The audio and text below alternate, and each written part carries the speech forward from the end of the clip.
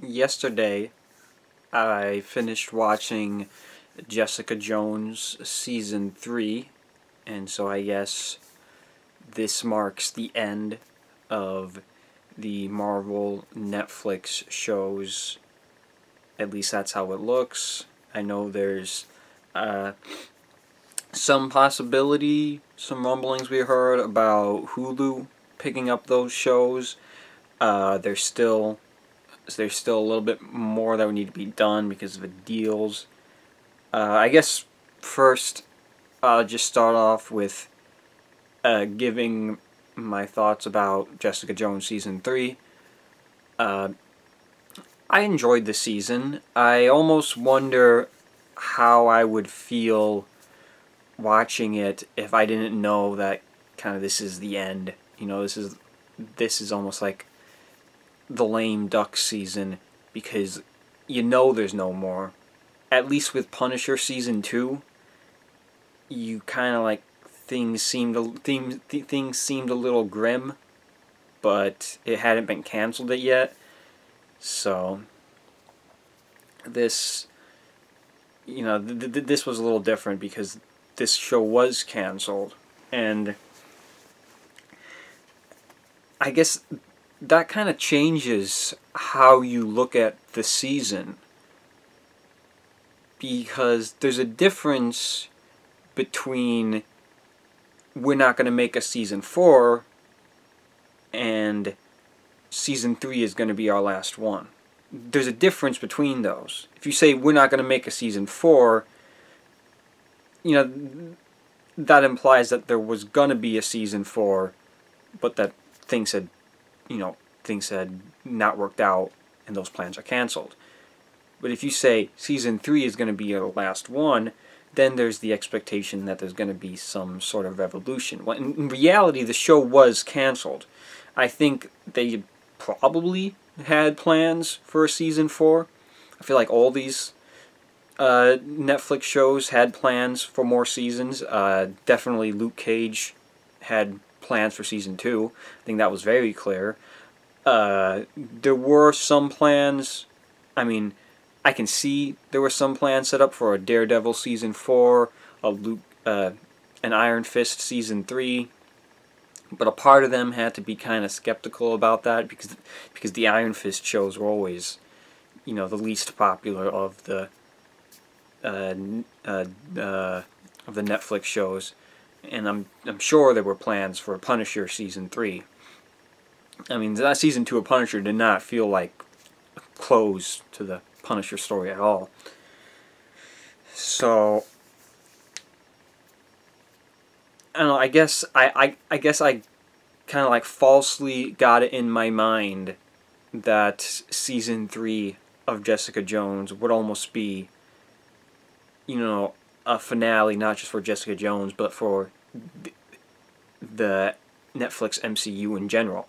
I mean, a part of me believed that, and a part of me knew that it was going to be like it was. So, but yeah, I enjoyed the season. I had some problems with where they decided to take certain characters as things started to close out. Had a problem with the villain. Honestly, it's just some random white guy serial killer villain we've seen 100 times. Dexter, Hannibal, all these shows do that, and I just find myself thinking, you know, they're struggling to find evidence to put this guy away, and in my mind I'm thinking, you know, Frank Castle would have just shot this guy and called it a day, but, you know, so I guess there's that, and yeah, I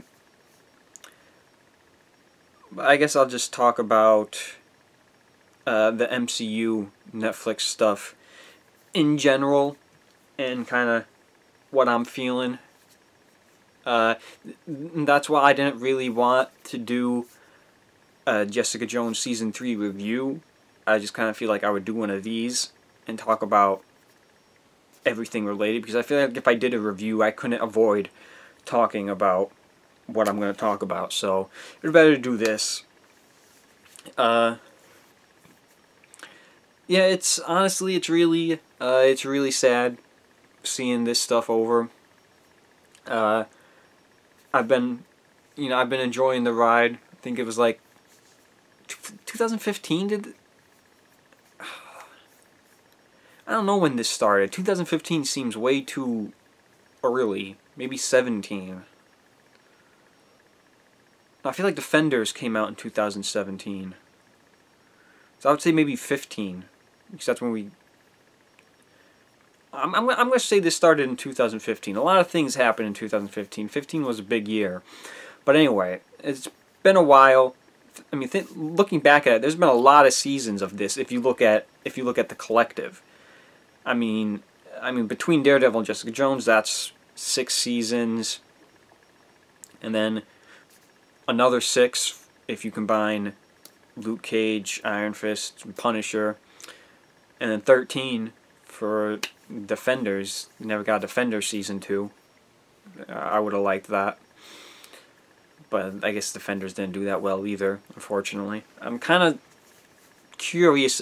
I'm very curious as to what happened there. You know, why that didn't do well. I mean, that kind of surprised me, but... Got this, like, thing on my hand. Really hurts. It's bothering me. But yeah. So... It stinks. You know, it always kind of sucks when you have a TV show and even, especially if it's not a good ending, you know, you spend so much time and get so invested in these stories and these characters. And honestly, the MCU Netflix stuff have been some of my favorite stuff from Marvel in a while, since Days of Future Past, maybe. I mean, I'm not that big on the MCU movies. I'm not that big on the MCU movies. I don't like the Agents of S.H.I.E.L.D. I don't really... Even DC, you know, I haven't been that big on the DCEU movies. I don't watch any of those Arrowverse shows. You know, I liked Gotham, but that's over too now. So it's kind of been Gotham and these Netflix MCUs. And, you know, the Fox, for what it's worth, you know, I know Apocalypse wasn't that great, but I did like Days of Future Past a lot. One of my favorite superhero movies. And I liked Venom a lot too. My favorite movie of 2018. And the X-Men movies ended too. It was the same thing with Dark Phoenix. It was kind of like a lame duck movie because you know that it's over at this point. I haven't even watched Dark Phoenix yet. I don't know. I mean, I'll probably get around to it at some point. I'm not sure, but... And there is a hope. There is a hope and a chance that they will bring back the Netflix MCU, bring it back in Hulu. Which that would work. I feel like Hulu can be a bit more adult-oriented than what they want to do for the Disney Plus streaming service. I feel like especially now that Disney has Fox, I feel like Disney wants a place where they can dump a lot of their adult-oriented Fox stuff. You know, the Fox TV shows and the Fox movies that wouldn't work on the Disney Plus streaming service. So I feel like Hulu is going to kind of be almost like the PG-13 Disney Plus. You know, it's going to have all that stuff, because you're not going to see an R-rated movie on the Disney Plus streaming service. That's not going to happen. I feel like they're going to dump that on Hulu, and especially since after they bought Fox, they now own a controlling interest in Hulu. Disney previously owned 30%, and Fox owned 30%. So now Disney owns 60%, and it also looks like the people who own the other 40% I guess there's rumors they want to sell. Maybe they're going to sell to Disney. Just end up with Hulu owning all. I mean, end up with Disney owning all of Hulu. That could happen. I don't think it really matters at this point. 60% is enough for Disney to basically do whatever they want with this. I'm sure. So these things could come back to Hulu, but I mentioned previously there's like a little deal where the characters can't appear in any movie or TV show for 2 years after the cancellation. I don't know why that was like a thing, but it is. And so I'm sure Disney would.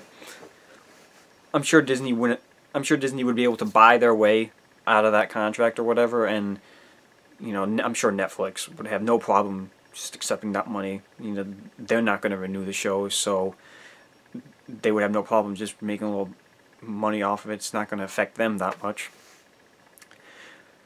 So even if they didn't do that, I feel like there are still workarounds around that 2-year thing. Now, we don't know if this counts for Punisher. I mean, at least from what I saw, where I looked up, I didn't see anything that mentioned Punisher specifically. So, for all I know, Hulu could just start making a Punisher TV show again, and bring back the cast of Punisher and just make season 3. They would maybe. I don't know how that would work or I guess just Punisher season 1, because they wouldn't be able to get. They wouldn't be able to get season 1 and 2 on Hulu because that would still be on Netflix. Maybe that's another thing Disney would want to work off to get those shows to like split streaming on Hulu and Netflix. I don't know if that's even possible at all, but. And then I feel like another workaround or loophole to that 2-year contract thing could maybe be using some of the side characters. Now, again, from what I saw, it seemed like the 2-year thing only applied to Daredevil, Jessica Jones, Iron Fist, and Luke Cage. Those characters specifically. They can't appear in a movie or a TV show. So I wonder if you could take side characters and maybe make a TV show about them. I know people really like the characters of Misty Knight and Colleen Wing, and they team up in the comics, and it's like called the Daughters of the Dragon, I think. So I feel like you could make that TV show, Daughters of the Dragon, and that would be season 1. There wouldn't really have to be any required previous watching. That's a brand new thing that you could start up with. And then within that TV show, you could have other side characters from these other shows pop in. You could have Karen Page from Daredevil and Punisher.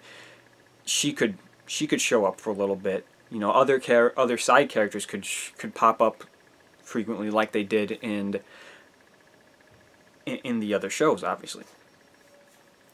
And so, what that allows you to do is you can keep that show going, make a season, make another season, and then maybe by season 3, those contract things aren't an issue, and now you could have, Luke Cage pop back up into that, Iron Fist pop back up into that, reintroduce them, then do Heroes for Hire. So you would have the Daughters of the Dragon into like 3 seasons, and then you can set up Heroes for Hire. You got Iron Fist, Luke Cage, Heroes for Hire. And then you could start incorporating other storylines in there. And Heroes for Hire, again, would be like a new thing. That would be season 1. You wouldn't have to require a lot of background and information. It could be something that these shows would be something that you could watch cold, without having seen the Netflix stuff. But the Netflix stuff would be extra incentive. That's just how I would do it. And of course, with the Punisher, if they were to go to the Punisher route, which they could, I feel like that's Punisher and Daredevil are the ones really people are really clamoring to get back there. I feel like with Punisher, obviously there's that huge connection to Daredevil. I think that could be an interesting twist of, you know, an ironic twist or whatever to what they previously did, where you introduced Punisher and Daredevil, and then now you could reintroduce Daredevil into Punisher. I think that could work. But I'm running out of time here. I just wanted to say my piece a little bit, and I'm saddened that it's gone, but I'm cautiously optimistic about maybe more. I'm just praying that maybe there can be some more. I hope there is. And I guess we'll have to see what happens.